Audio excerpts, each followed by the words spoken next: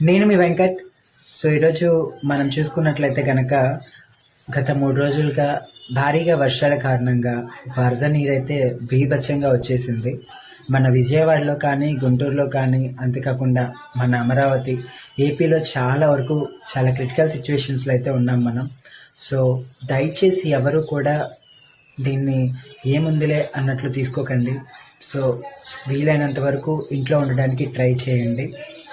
So ఇట్లా నేను ఇంత వర్షం కానీ, ఇంత వరద నీరు కానీ నేను నా చిన్నప్పుడు చూశాను, మళ్ళీ ఇప్పుడు చూడడమే అనమాట. సో మా ఊర్లో అయితే చాలా వరకు వాటర్ వచ్చేసాయి అనమాట. చాలా ఇల్లు కూడా మునిగిపోవడం అయితే జరిగింది.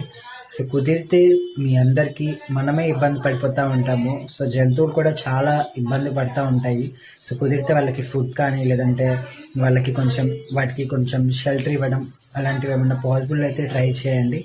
సో అందరూ క్షేమ